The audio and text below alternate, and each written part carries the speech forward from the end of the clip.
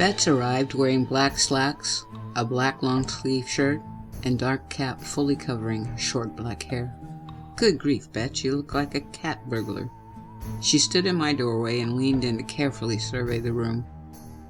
Where is it? I locked Felix in his cage, I assured her. Just for you. Bets took a cautious step forward. She removed the knit cap and ran her fingers through her hair.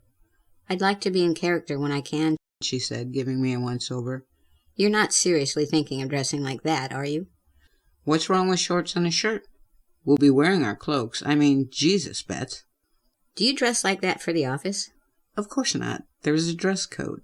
Bets plunked down into a chair. Has it occurred to you there might be a dress code for criminals? She said, crossing her arms and giving me a gotcha look. My eyes rolled, and I went and changed into dark clothes anyway.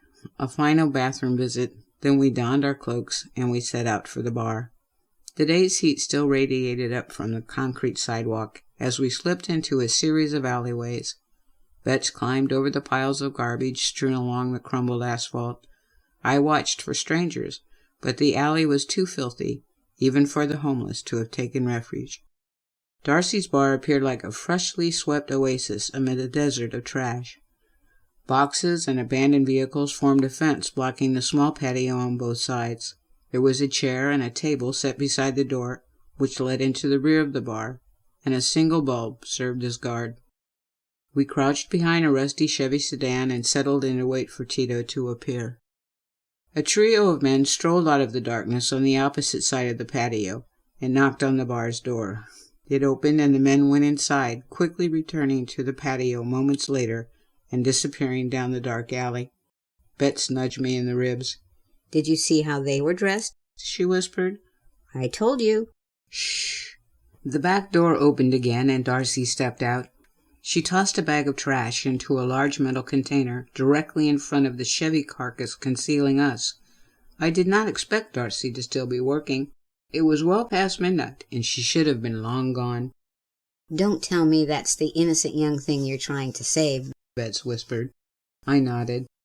Darcy had not been present the previous evening when I had checked the place. There had only been a series of men coming and going in 30-minute intervals. Even more disturbing than Darcy's presence was the way she was dressed. Not in a waitress garb as I had always seen her. The young woman was wearing tall boots, a short skirt, and a pink tube top.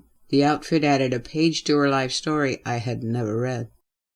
It banged loudly, echoing down the alley and causing Bets to startle. She bumped the Chevy with her knee and yelped. Darcy's head pivoted in our direction, and her gaze swept across the Chevy.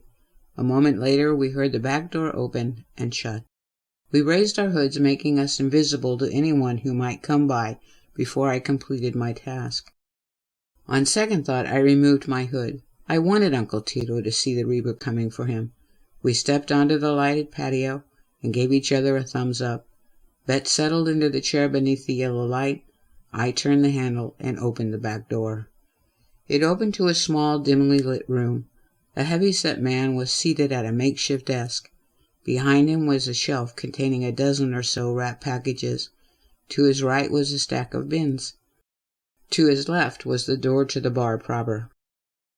The man appeared to be in his 50s. He wore a muscle shirt and was busy with the scale, carefully measuring pills into small plastic packets.